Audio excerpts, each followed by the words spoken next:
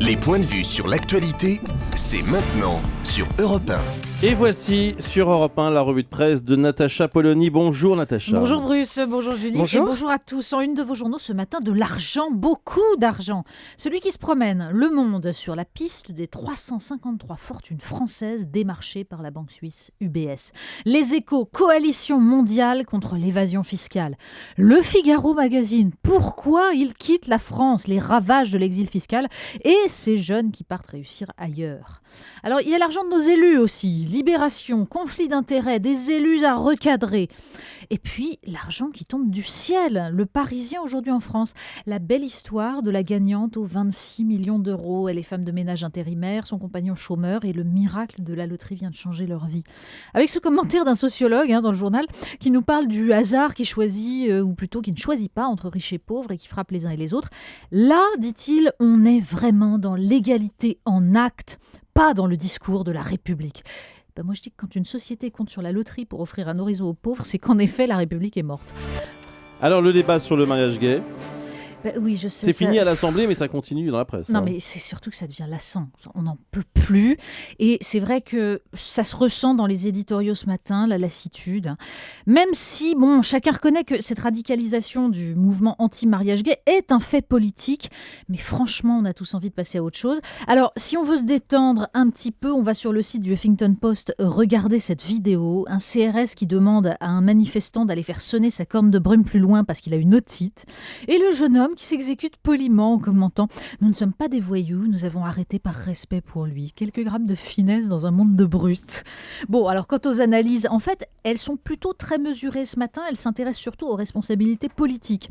Celle du gouvernement d'abord. Jacques Camus, dans La République du Centre, regrette que ce basculement dans la violence puisse servir à François Hollande et Manuel Valls à discréditer l'immense majorité des anti-pacifiques et républicains, dit-il.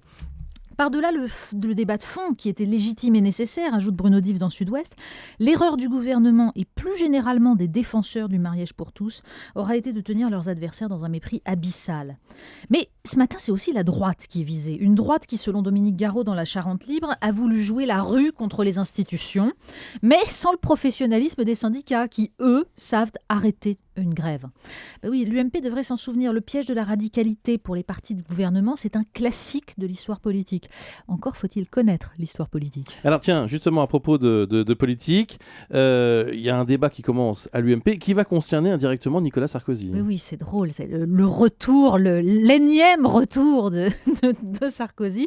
L'UMP espérait se refaire une santé avec le mariage pour tous, mais c'est pas certain que la tactique soit payante et on attend de nouvelles gabegies.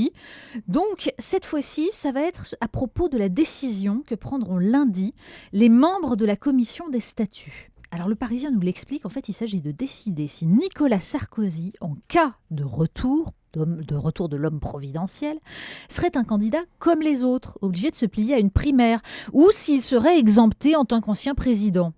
Or, la réponse sera claire, nous dit le journal. Pas de régime dérogatoire. Et le Figaro a beau nous expliquer que ses petits camarades distillent leur agacement contre le si peu charismatique François Fillon, il y a peu de chances que l'ancien Premier ministre collaborateur renonce. Donc, empoignade et psychodrame en perspective, Nicolas Sarkozy va devoir redescendre de son nuage. D'autant que même dans l'état catastrophique de la gauche, on ne peut pas dire qu'il y a un raz-de-marée pour l'UMP.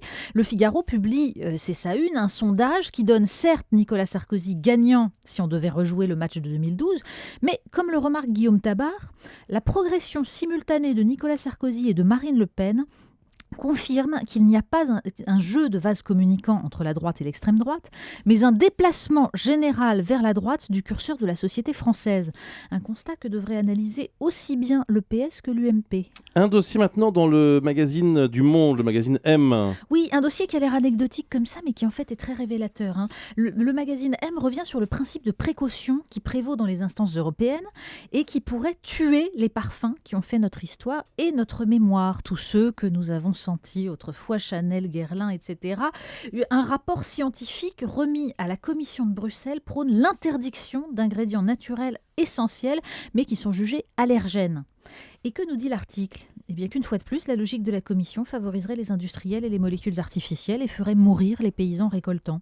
Parce que la Commission se garde bien d'interdire les pollutions olfactives que constituent aujourd'hui les parfums artificiels qu'on a aux abords des boulangeries, dans les lessives, dans les déodorants et même aux abords des pompes à essence. Tout ça est parfumé. Face à la logique financière, le souvenir des parfums portés par nos mères et nos grands-mères pèse très peu. Et puis il y a dans la presse, plus précisément dans le journal La Provence, une menace de grève assez Mais étonnante. oui, et là je confirme, aucun sujet n'est anodin. Ça se passe à Marseille, une grève orchestrée par la CGT des Traminots qui dit porter la colère des salariés. Alors ce qui est en cause, c'est le nouveau pantalon fourni par la direction. Pas agréable, mal coupé. Je vous cite les commentaires. On ressemble à des techniciens de l'EDF. On dirait qu'on bosse chez Speedy. La couleur s'apparente à celle de la gendarmerie nationale. Oui, quand les sociologues vous parlent de la distinction entre les groupes sociaux, en fait, ils devraient étudier les préjugés vestimentaires. L'autre, c'est toujours le moche. Bon, en plus... La charte de l'habillement en vigueur à la RTM, la Régie des transports marseillais, exige, je cite, une tenue soignée et respectueuse de la clientèle. Vous imaginez le scandale, ça vaut une grève. Le clin d'œil du jour. Le Parisien Magazine nous explique comment des scientifiques travaillent très sérieusement, là, activement, à cloner des mammouths. En fait, ils ont déjà réussi à cloner un bouquetin disparu depuis des millénaires. Donc voilà, simplement on se demande si cette œuvre est très utile au devenir de l'humanité, alors même que des espèces actuelles disparaissent par milliers. Mais surtout, il y a mieux. Un paléontologue a décidé d'utiliser de l'ADN de poulet pour remonter petit à petit à un animal qui aurait les caractéristiques de leurs ancêtres dinosaures.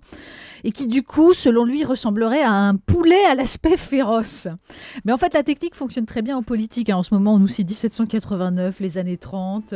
On a plein de petits poulets féroces qui semblent surgir du passé. Merci Natacha Polony.